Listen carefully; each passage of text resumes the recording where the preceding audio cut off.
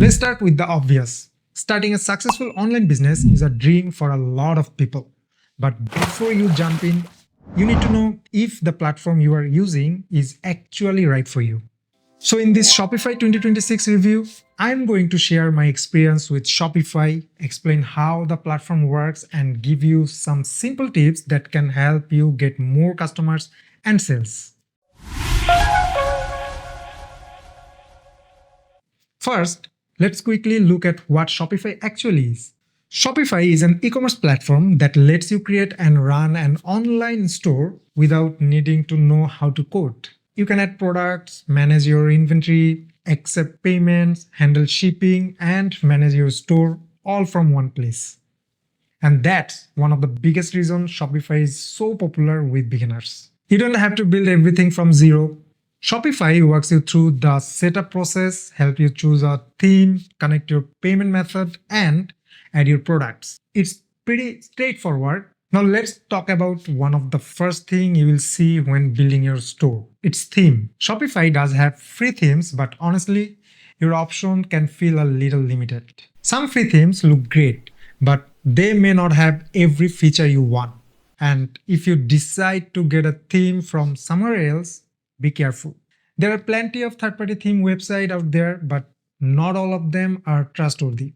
Some themes may be outdated, poorly built, or simply not worth your money. So before buying a theme, always check reviews and see what other users are saying. That small step can save you from a lot of problems later.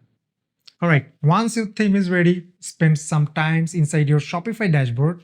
At first, there may be a lot of options and it can feel a little confusing. But don't try to learn everything in one day. Click around, open the different sections, see what each option does. After a little time, the dashboard becomes much easier to understand. And remember, Shopify isn't only about putting products on a website. You can also create discounts, run promotions, recover abandoned carts, and use other tools to help turn visitors into customers.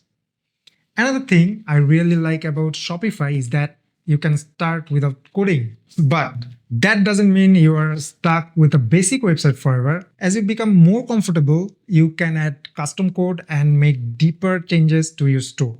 Now, let's talk about something every business owner cares about: money. Shopify has different pricing plans, and the price can change depending on what your business needs. There are also cheaper ways to get started, but if you want to run a full online store with all the important features, you will eventually need a paid plan. And here's something beginners should understand. Paying for a better plan can sometimes save you money as your business grows, because some plans come with lower transaction fees and more features. So if your store is already making more good money, paying a little more each month may actually make sense. But if you are just starting out, don't spend money on things you don't need yet. And that brings me to my first Shopify tip: be careful with your costs. Small fees may not look like much at first, but when you have hundreds or thousands of orders, those fees can add up to quickly, especially if you're not using Shopify payments. So before choosing your payment setup, check the transaction fees and understand exactly what you will be paying. The goal in the beginning is simple: keep your cost under control while you figure out what works. Alright, now Shopify gives you the tools to build a store. But having a store doesn't mean people will automatically find it.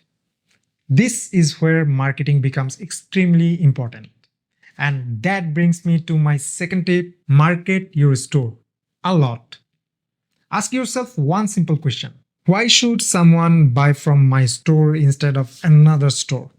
That's the question your marketing needs to answer. Use Instagram, create reels, post on Facebook, use X, create useful content, work with creators. Talk about your products wherever your customers are. Basically, get your store in front of the right people. Because you can build the most beautiful Shopify store in the world, but if nobody knows it exists, you're not going to make any sales. But here's the thing, getting people to your website is only half the job. Once someone lands on your store, you need to make buying as easy as possible. Your checkout should be simple. Your customer shouldn't have to fight their way through 5 different pages just to place an order. For example, turn on Google autocomplete if it's available for your checkout. This can help customers fill in their addresses faster instead of typing every detail manually. You should also set up abandoned cart emails. If someone adds a product to their cart but leaves without buying, an automated email can remind them about the unfinished order. Sometimes that simple reminder is enough to bring the customers back. Another useful feature is a free shipping progress bar. For example, you could show something like add $15 more to get free shipping. This gives customers a reason to add another product to their cart, and that can increase your average order value. Now let's talk about shipping. Customers want to know where their order is, so give them an easy way to track it. Order tracking makes your store feel more professional. Here is another problem you need to watch out for. Not every order is a real order. Some people may place fake or fraudulent orders. And depending on your setup, canceling or processing those orders can still cost you money. That's why you should carefully review your order settings. For some businesses, using manual order capture can give you more control before an order is fully processed. It can help you catch suspicious orders before they become bigger problem. And trust me, checking an order before losing money is much better than finding out afterward. Now, there is one more thing I want every Shopify store owner to pay attention to: your analytics. Always check your numbers. You might see hundreds or even thousands of people visiting your website. Sounds great, right? But what if almost nobody is adding anything to their cart? That tells you there is a problem somewhere. Maybe you are bringing the wrong people to your website. Maybe your product photos aren't good enough. Maybe your product descriptions aren't clear. Maybe your website doesn't look trustworthy. Or maybe your price simply doesn't make sense compared to your competitors. The good news is that you can test and improve all of these things. Try better product photos, rewrite your descriptions, add customer reviews, show your product from different angles, explain the benefits more clearly, and make your store look trustworthy.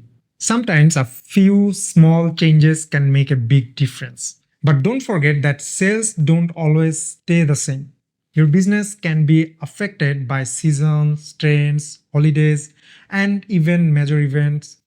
So don't panic if you have a slow month. Sometimes business may have a few slow months and then suddenly have their best sales of the year.